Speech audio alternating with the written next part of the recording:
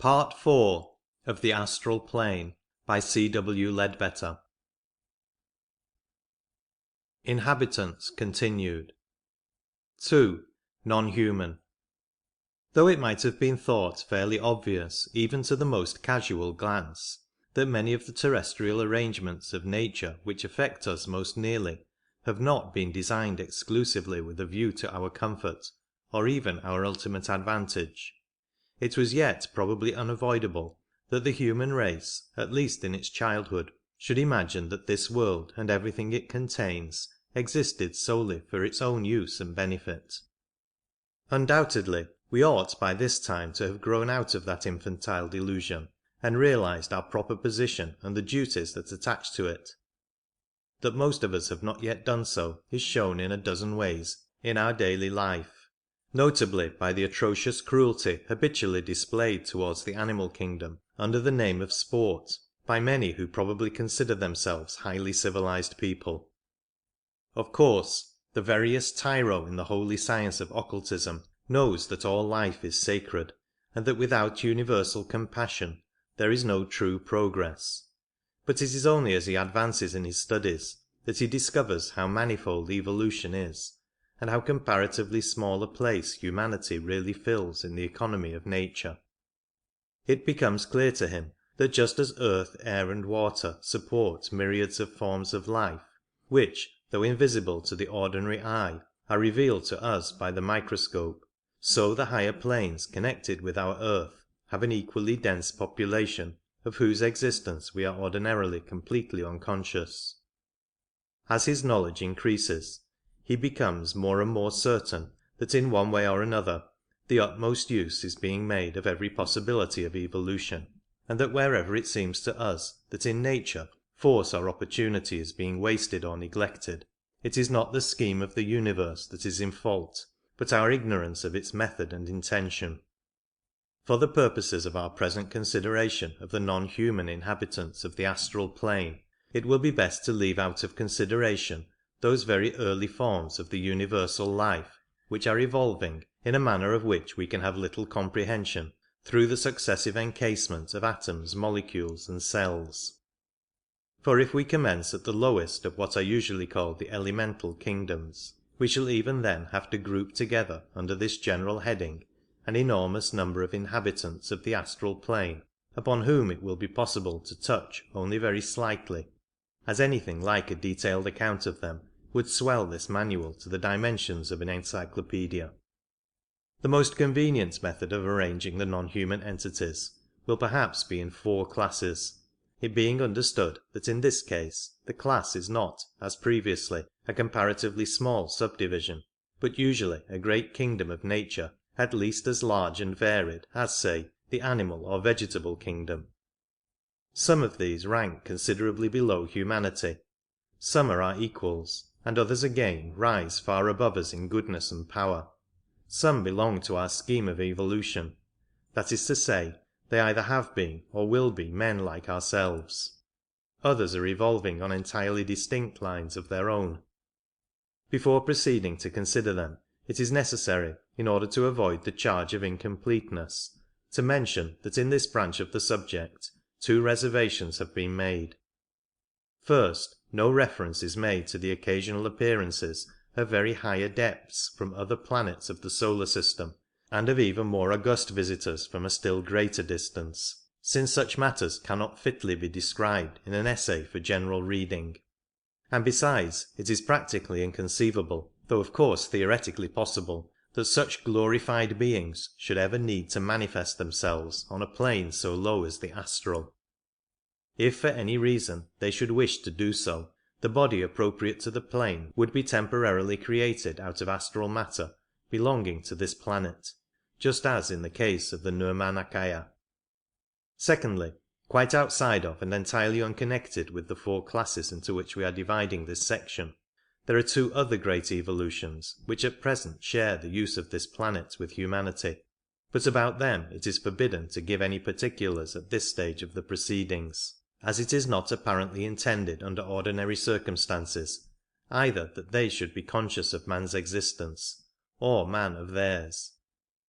If we ever do come into contact with them, it will most probably be on the purely physical plane, for in any case their connection with our astral plane is of the slightest, since the only possibility of their appearance there depends upon an extremely improbable accident in an act of ceremonial magic, which fortunately only a few of the most advanced sorcerers know how to perform. Nevertheless, that improbable accident has happened at least once, and may happen again, so that but for the prohibition above mentioned it would have been necessary to include them in our list. 1. The elemental essence belonging to our own evolution. Just as the name elementary has been given indiscriminately by various writers to any or all of man's possible post-mortem conditions, so this word elemental has been used at various times to mean any or all non-human spirits, from the most godlike of the devas down through every variety of nature spirit to the formless essence which pervades the kingdoms lying beyond the mineral, until, after reading several books, the student becomes absolutely bewildered by the contradictory statements made on the subject. For the purposes of this treatise, it will perhaps simplify matters to restrict its meaning to the last mentioned class only, and use it to denote the three great kingdoms which precede the mineral in the order of our evolution. It may be remembered that in one of the earlier letters from an adept teacher these elemental kingdoms are referred to, and the statement is made that the first and second cannot readily be comprehended except by an initiate. Fortunately this, the most incomprehensible part of the vast subject, does not come within the province of this manual, as those first and second elemental kingdoms exist and function respectively upon the Arupa and Rupa levels of the Devachanic plane. We have consequently to deal for the moment only with kingdom number 3, the one next before the mineral, though even that will be found to be quite sufficiently complicated, as will be understood when it is stated that it contains just over 2,400 perfectly distinct varieties of elemental essence, each of which the pupil who wishes to attain perfect control of the astral forces must learn not only to distinguish instantly at sight, but to deal with in its own special method and no other. Of course, phenomena of various sorts may be, and constantly are, produced by those who are able to wield only one or two of these forces,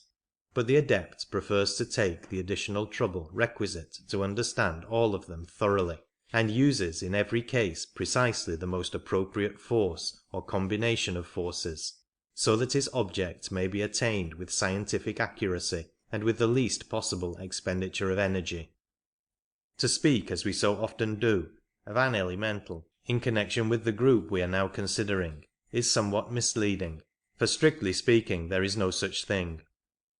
What we find is a vast store of elemental essence, wonderfully sensitive to the most fleeting human thought, responding with inconceivable delicacy in an infinitesimal fraction of a second to a vibration set up in it, even by an entirely unconscious exercise of human will or desire. But the moment that, by the influence of such thought or exercise of will, it is moulded into a living force, into something that may correctly be described as an elemental, it at once ceases to belong to the category we are discussing, and becomes a member of the artificial class. Even then its separate existence is usually of the most evanescent character, and as soon as its impulse has worked itself out, it sinks back into the undifferentiated mass of that particular subdivision of elemental essence from which it came. It would be tedious to attempt to catalogue these subdivisions, and indeed, even if a list of them were made, it would be unintelligible, except to the practical student who can call them up before him and compare them. Some idea of the leading lines of classification can, however, be grasped without much trouble, and may prove of interest. First comes the broad division which has given the elementals their name, the classification according to the kind of matter which they inhabit. Here, as usual, the septenary character of our evolution shows itself, for there are 7 such chief groups, related respectively to the 7 states of physical matter, to earth, water, air and fire, or to translate from medieval symbolism to modern accuracy of expression, to the solid, liquid, gaseous and etheric conditions.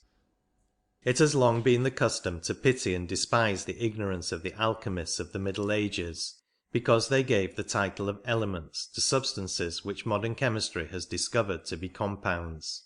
But in speaking of them thus slightingly, we have done them great injustice, for their knowledge on this subject was really wider, not narrower, than ours.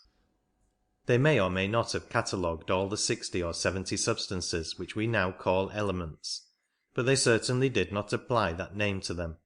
for their occult studies had taught them that in that sense of the word there was but one element, Akasha itself, of which these and all other forms of matter were but modifications, a truth which some of the greatest chemists of the present day are just beginning to suspect. The fact is that in this particular case our despised forefathers' analysis went several steps deeper than our own. They understood and were able to observe the ether, which modern science can only postulate as a necessity for its theories. They were aware that it consists of physical matter in 4 entirely distinct states above the gaseous, a fact which has not yet been rediscovered. They knew that all physical objects consisted of matter in one or other of these 7 states, and that into the composition of every organic body all 7 entered in a greater or lesser degree. Hence all their talk of fiery and watery humours, or elements, which seems so grotesque to us. It is obvious that they used the latter word simply as a synonym for constituent parts, without in the least degree intending it to connote the idea of substances which could not be further reduced. They knew also that each of these orders of matter served as an upadhi, or basis of manifestation for a great class of evolving monadic essence, and so they christened the essence elemental. What we have to try to realize then is that in every particle of solid matter, so long as it remains in that condition, there resides, to use the picturesque phraseology of medieval students, an earth elemental, that is, a certain amount of the living elemental essence appropriate to it, while equally in every particle of matter in the liquid, gaseous or etheric states, the water, air and fire elementals respectively inhere. It will be observed that this first broad division of the third of the elemental kingdoms is, so to speak, a horizontal one. That is to say, its respective classes stand in the relation of steps, each somewhat less material than the one below it, which ascends into it by almost imperceptible degrees, and it is easy to understand how each of these classes may again be divided horizontally into 7, since there are obviously many degrees of density among solids, liquids and gases. There is, however, what may be described as a perpendicular division also, and this is somewhat more difficult to comprehend, especially as great reserve is always maintained by occultists as to some of the facts which would be involved in a fuller explanation of it.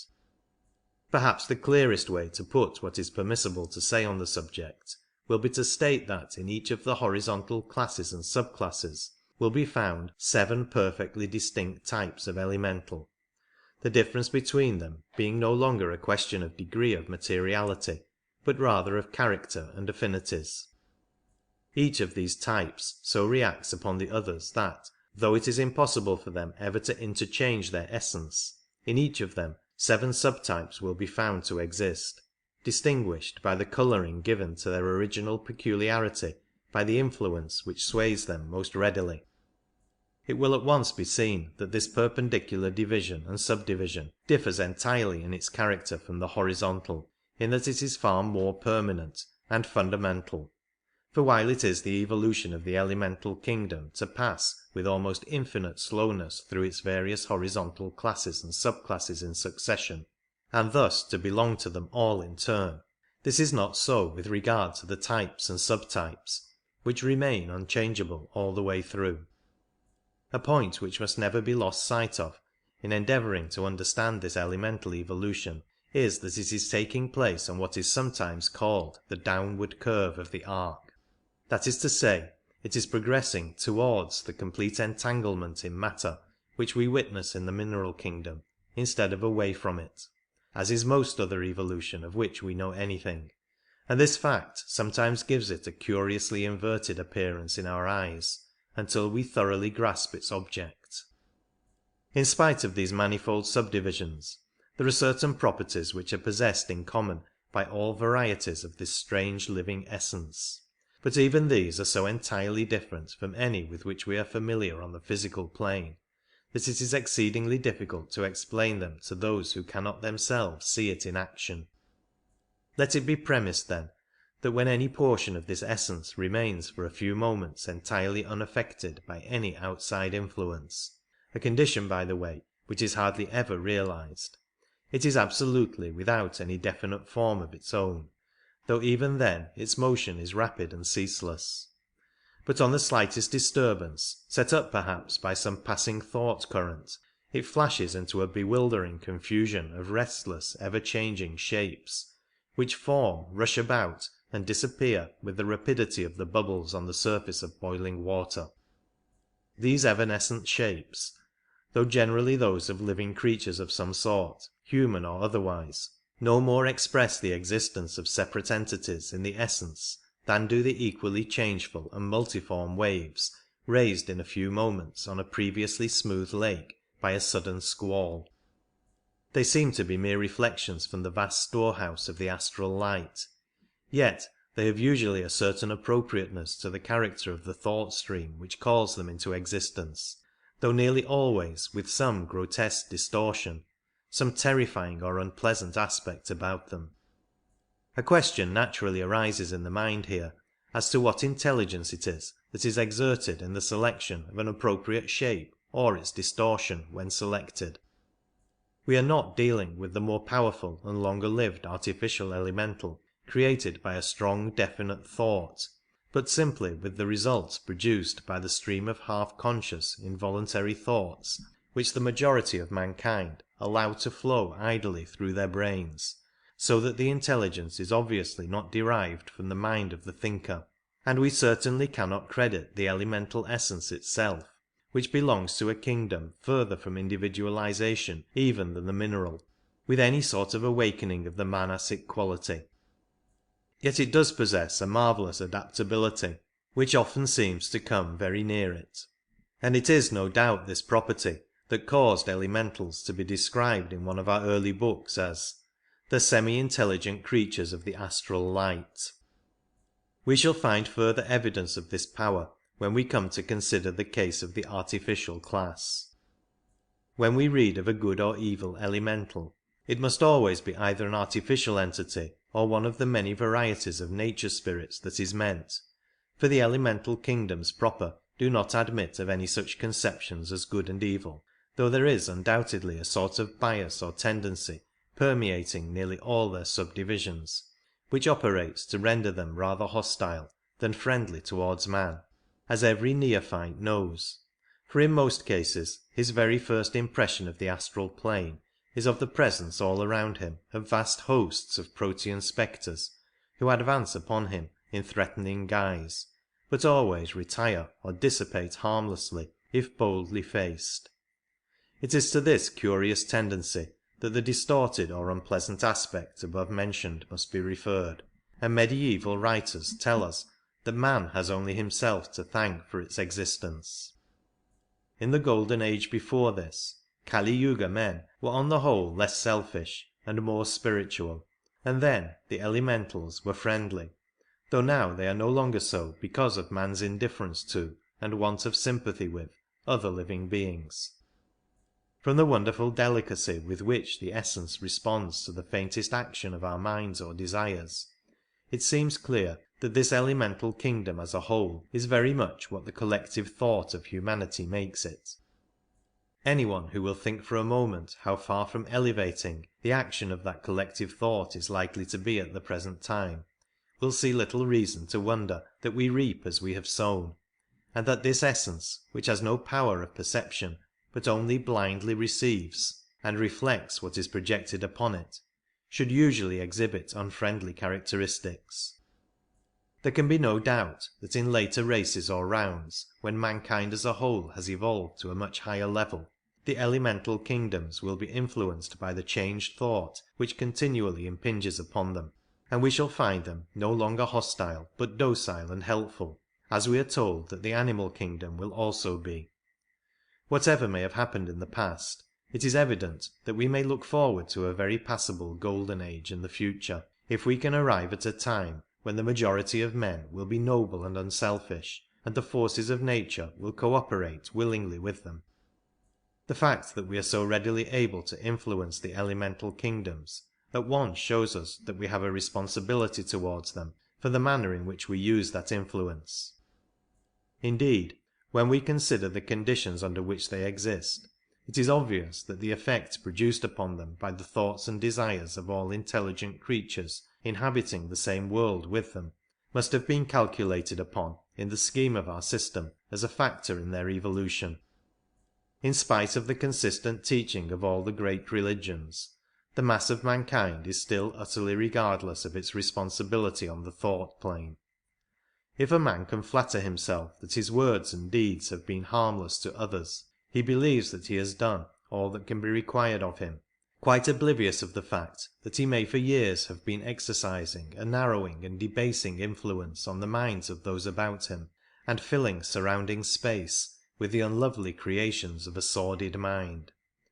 A still more serious aspect of this question will come before us when we discuss the artificial elemental, but in regard to the essence it will be sufficient to state that we undoubtedly have the power to accelerate or delay its evolution, according to the use which consciously or unconsciously we are continually making of it.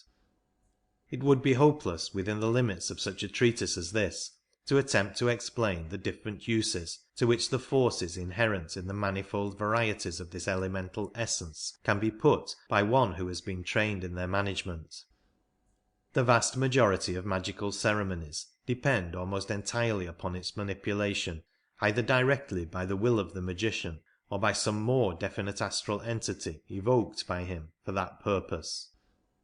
By its means nearly all the physical phenomena of the seance room are produced, and it is also the agent in most cases of stone throwing or bell ringing in haunted houses, such results as these latter being brought about either by blundering efforts to attract attention made by some earthbound human entity, or by the mere mischievous pranks of some of the minor nature spirits belonging to our third class. But the elemental must never be thought of as itself a prime mover. It is simply a latent force which needs an external power to set it in motion. It may be noted that although all classes of the essence have the power of reflecting images from the astral light as described above, there are varieties which receive certain impressions much more readily than others, which have, as it were, favourite forms of their own into which, upon disturbance, they would naturally flow unless absolutely forced into some other, and such shapes tend to be a trifle less evanescent than usual. Before leaving this branch of the subject, it may be well to warn the student against the confusion of thought into which some have fallen through failing to distinguish this elemental essence which we have been considering from the monadic essence manifesting through the mineral kingdom. It must be borne in mind that monadic essence at one stage of its evolution towards humanity manifests through the elemental kingdom, while at a later stage it manifests through the mineral kingdom, but the fact that two bodies of monadic essence at these different stages are in manifestation at the same moment, and that one of these manifestations, the earth elemental, occupies the same space as, and inhabits the other, say a rock, in no way interferes with the evolution either of one or the other, nor does it imply any relation between the bodies of monadic essence lying within both. The rock will also be permeated by its appropriate variety of the omnipresent jiva or life principle, but that of course is again totally distinct from either of the essences above mentioned. The Kama-rupas of animals. This is an extremely large class, yet it does not occupy a particularly important position on the astral plane, since its members usually stay there but a very short time. The vast majority of animals have not as yet acquired permanent individualization, and when one of them dies, the monadic essence which has been manifesting through it flows back again into the particular stratum whence it came, bearing with it such advancement or experience as has been attained during that life. It is not, however, able to do this quite immediately. The karmic aura of the animal forms itself into a Kama-rupa, just as in man's case, and the animal has a real existence on the astral plane, the length of which, though never great, varies according to the intelligence which it has developed. In most cases it does not seem to be more than dreamily conscious, but appears perfectly happy. The comparatively few domestic animals who have already attained individuality, and will therefore be reborn no more as animals in this world, have a much longer and much more vivid life in Kamaloka than their less advanced fellows, and at the end of it sink gradually into a subjective condition which is likely to last for a very considerable period. One interesting subdivision of this class consists of the Kama-rupas of those anthropoid apes mentioned in The Secret Doctrine, Volume 1, page 184, who are already individualized, and will be ready to take human incarnation in the next round, or perhaps some of them even sooner. 3. Nature spirits of all kinds. So many and so varied are the subdivisions of this class that to do them anything like justice one would need to devote a separate treatise to this subject alone. Some characteristics, however, they all have in common, and it will be sufficient here to try to give some idea of those. To begin with, we have to realize that we are here dealing with entities which differ radically from all that we have hitherto considered. Though we may rightly classify the elemental essence and the animal Kama-rupa as non-human, the monadic essence which manifests itself through them will nevertheless, in the fullness of time, evolve to the level of manifesting itself through some future humanity comparable to our own, and if we were able to look back through countless ages on our own evolution in previous manvantaras, we should find that which is now ourselves has passed on its upward path through similar stages. That, however, is not the case with the vast kingdom of nature spirits. They neither have been nor ever will be members of a humanity such as ours. Their line of evolution is entirely different, and their only connection with us consists in our temporary occupancy of the same planet. Of course, since we are neighbours for the time being, we owe neighbourly kindness to one another when we happen to meet, but our lines of development differ so widely that each can do but little for the other. Many writers have included these spirits among the elementals, and indeed they are the elementals, or perhaps, to speak more accurately, the animals of a higher evolution. Though much more highly developed than our elemental essence, they have yet certain characteristics in common with it. For example, they also are divided into 7 great classes, inhabiting respectively the same 7 states of matter already mentioned as permeated by the corresponding varieties of the essence. Thus, to take those which are most readily comprehensible to us, there are spirits of the earth, water, air, and fire, or ether, definite intelligent astral entities residing and functioning in each of those media. It may be asked how it is possible for any kind of creature to inhabit the solid substance of a rock or of the crust of the earth. The answer is, that since the nature spirits are formed of astral matter, the substance of the rock is no hindrance to their motion or their vision, and furthermore, physical matter in its solid state is their natural element, the only one to which they are accustomed and in which they feel at home. The same is of course true of those who live in water, air, or ether. In medieval literature, these earth spirits are often called gnomes, while the water spirits are spoken of as undines, the air spirits as sylphs, and the ether spirits as salamanders. In popular language they are known by many names: fairies, pixies, elves, brownies, peris, jinns, trolls, satyrs, fauns, kobolds, imps, goblins, good people, etc., some of these titles being applied only to one variety, and others indiscriminately to all. Their forms are many and various, but most frequently human in shape and somewhat diminutive in size. Like almost all inhabitants of the astral plane, they are able to assume any appearance at will, but they undoubtedly have definite forms of their own, or perhaps we should rather say favourite forms, which they wear when they have no special object in taking any other. Of course, Under ordinary conditions they are not visible to physical sight at all, but they have the power of making themselves so by materialization when they wish to be seen. There are an immense number of subdivisions or races among them, and individuals of these subdivisions differ in intelligence and disposition precisely as human beings do. The great majority of them apparently prefer to avoid man altogether. His habits and emanations are distasteful to them, and the constant rush of astral currents, set up by his restless, ill-regulated desires, disturbs and annoys them. On the other hand, instances are not wanting in which nature spirits have, as it were, made friends with human beings, and offered them such assistance as lay in their power, as in the well-known stories told of the Scotch brownies or of the fire-lighting fairies mentioned in spiritualistic literature. This helpful attitude, however, is comparatively rare, and in most cases, when they come in contact with man, they either show indifference or dislike, or else take an impish delight in deceiving him and playing childish tricks upon him. Many a story illustrative of this curious characteristic may be found among the village gossip of the peasantry in almost any lonely mountainous district,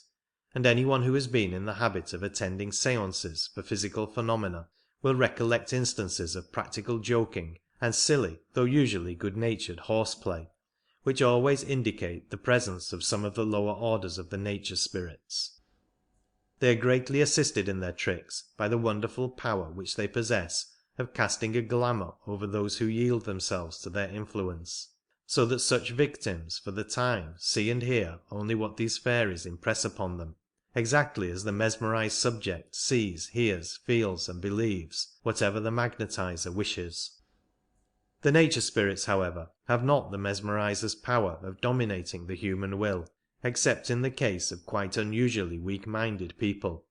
or of those who allow themselves to fall in such a condition of helpless terror that their will is temporarily in abeyance. They cannot go beyond deception of the senses, but of that art they are undoubted masters, and cases are not wanting in which they have cast their glamour over a considerable number of people at once.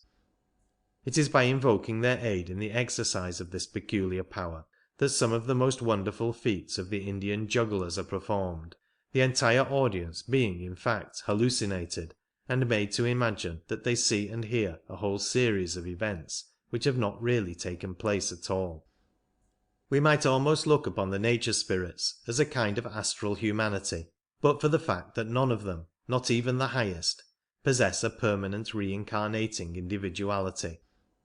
Apparently, therefore, one point in which their line of evolution differs from ours is that a much greater proportion of intelligence is developed before permanent individualization takes place. But of the stages through which they have passed, and those through which they have yet to pass, we can know little.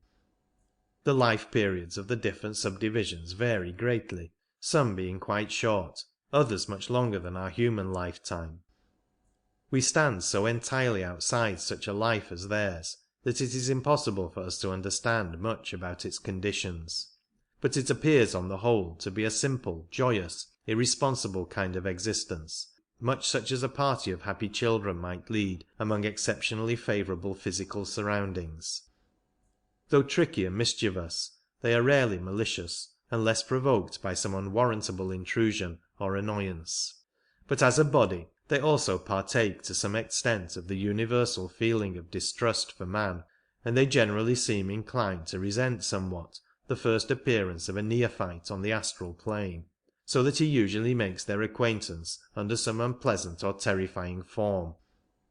If, however, he declines to be frightened by any of their freaks, they soon accept him as a necessary evil, and take no further notice of him, while some among them may even, after a time, become friendly and manifest pleasure on meeting him.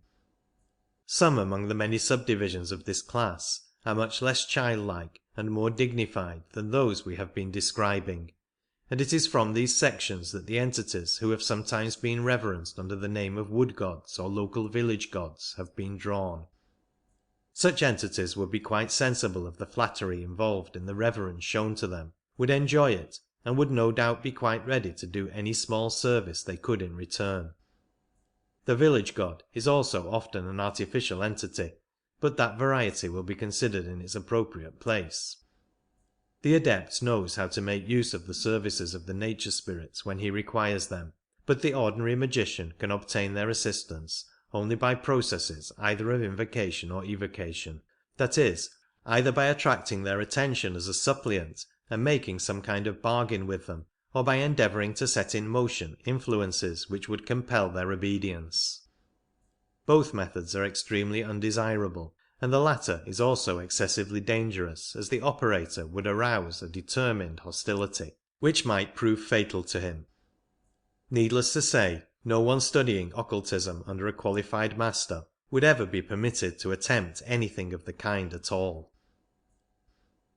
4. The Devas. The highest system of evolution connected with this earth, so far as we know, is that of the beings whom Hindus call the Devas, and who have elsewhere been spoken of as angels, sons of God, etc.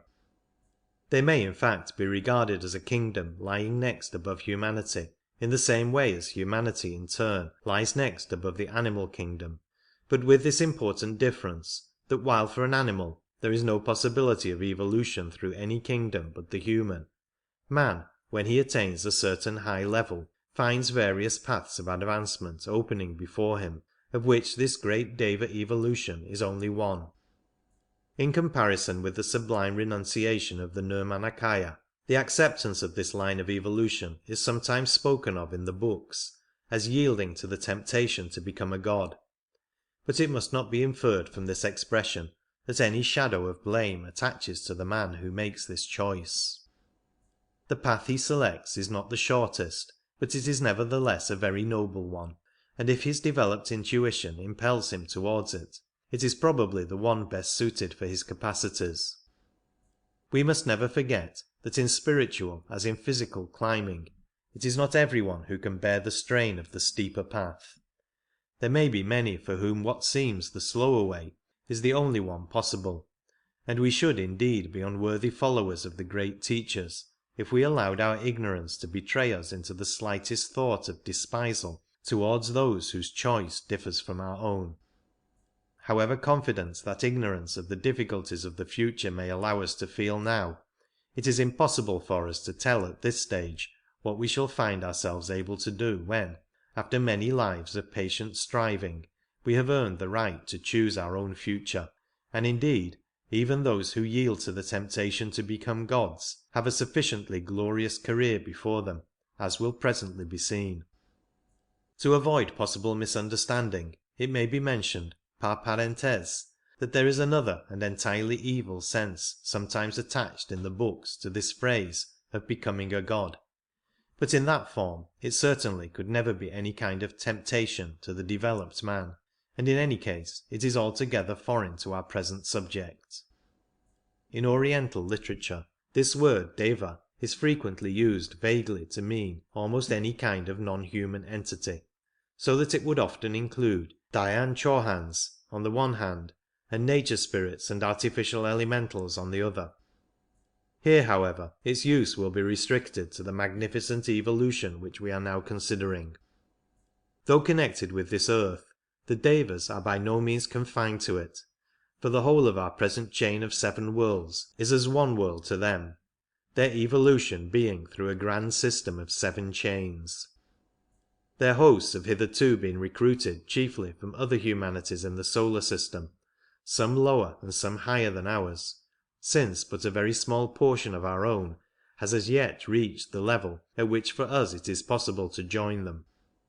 But it seems certain that some of their very numerous classes have not passed in their upward progress through any humanity at all comparable to ours. It is not possible for us at present to understand very much about them, but it is clear that what may be described as the aim of their evolution is considerably higher than ours, that is to say, while the object of our human evolution is to raise the successful portion of humanity to a certain degree of occult development by the end of the 7th round, the object of the Deva evolution is to raise their foremost rank to a very much higher level in the corresponding period. For them, as for us, a steeper but shorter path to still more sublime heights lies open to earnest endeavour, but what those heights might be in their case we can only conjecture. It is of course only the lower fringe of this august body that need be mentioned in connection with our subject of the astral plane. Their three lower great divisions, beginning from the bottom, are generally called Kama-devas, Rupa-devas, and Arupa-devas respectively. Just as our ordinary body here, the lowest body possible for us, is the physical, so the ordinary body of a Kama-deva is the astral, so that he stands in somewhat the same position as humanity will do when it reaches planet F, and he, living ordinarily in an astral body, would go out of it to higher spheres in a Maya-virupa, just as we might in an astral body, while to enter the Karana Sharira would be to him, when sufficiently developed, no greater effort than to form a Maya-virupa is to us. In the same way, the Rupa-deva's ordinary body would be the Maya-virupa, since his habitat is on the four lower or Rupa levels of the spiritual state, which we usually call Devachan, while the Arupa-deva belongs to the three higher levels of that plane, and owns no nearer approach to a body than the Karana Sharira. But for Rupa and Arupa-devas to manifest on the astral plane is an occurrence at least as rare as it is for astral entities to materialize on this physical plane, so we need do no more than mention them now. As regards the lowest division, the Kama-devas, it would be quite a mistake to think of all of them as immeasurably superior to ourselves, since some have entered their ranks from a humanity in some respects less advanced than our own. Of course, the general average among them is much higher than among us, for all that is actively or wilfully evil has long been weeded out from their ranks, but they differ widely in disposition, and a really noble, unselfish, spiritually minded man may well stand higher in the scale of evolution than some of them. Their attention can be attracted by certain magical evocations, but the only human will which can dominate theirs is that of a certain high class of adepts. As a rule, they seem scarcely conscious of us on our physical plane, but it does now and then happen that one of them becomes aware of some human difficulty which excites his pity, and he perhaps renders some assistance, just as any of us would try to help an animal that we saw in trouble. But it is well understood among them that any interference in human affairs at the present stage is likely to do far more harm than good. Above the Arupa-devas there are four other great divisions, and again, above and beyond the Deva kingdom altogether, stand the great hosts of the Dhyan Chohans. But the consideration of such glorified beings would be out of place in an essay on the astral plane.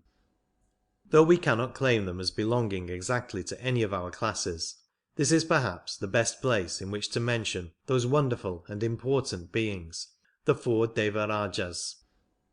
In this name the word Deva must not, however, be taken in the sense in which we have been using it, for it is not over the Deva kingdom, but over the four elements of earth, water, air, and fire, with their indwelling nature spirits and essences, that these four kings rule. What the evolution has been, through which they rose to their present height of power and wisdom, we cannot tell, save only that it has certainly not passed through anything corresponding to our own humanity. They are often spoken of as the regents of the earth, or angels of the four cardinal points, and the Hindu books call them the Chatur Maharajas, giving their names as Dhritarashtra, Virudhaka, Virupaksha, and Vaishravana. In the same books, their hosts are called Gandharvas, Kumbhandas, Nagas, and Yakshas respectively, the points of the compass appropriated to each being in corresponding order east, south, west, and north, and their symbolical colours white, blue, red, and gold. They are mentioned in the secret doctrine as winged globes and fiery wheels, and in the Christian Bible Ezekiel makes a very remarkable attempt at a description of them, in which very similar words are used. References to them are to be found in the symbology of every religion, and they have always been held in the highest reverence as the protectors of mankind. It is they who are the agents of man's karma during his life on earth, and they thus play an extremely important part in human destiny. The Lipika, the great karmic deities of the cosmos, weigh the deeds of each personality when the final separation of its principles takes place in Kamaloka, and give, as it were, the mould of an etheric double exactly suitable to its karma for the man's next birth. But it is the Devarajas who, having command of the elements of which that etheric double must be composed, arrange their proportions so as to fulfil accurately the intention of the Lipika. It is they also who constantly watch all through life to counterbalance the changes perpetually being introduced into man's condition by his own free will and that of those around him, so that no injustice may be done and karma may be accurately worked out, if not in one way then in another. A learned dissertation upon these marvellous beings will be found in The Secret Doctrine, Volume 1, pages 122 to 126. They are able to take human material forms at will, and several cases are recorded where they have done so. All the higher nature spirits and hosts of artificial elementals act as their agents in the stupendous work they carry out, yet all the threads are in their hands, and the whole responsibility rests upon them alone. It is not often that they manifest upon the astral plane, but when they do, they are certainly the most remarkable of its non-human inhabitants. A student of occultism will not need to be told that as there are 7 great classes both of nature spirits and elemental essence, there must really be 7 and not 4 Devarajas. But outside the circle of initiation little is known, and less may be said of the higher 3. End of Part 4.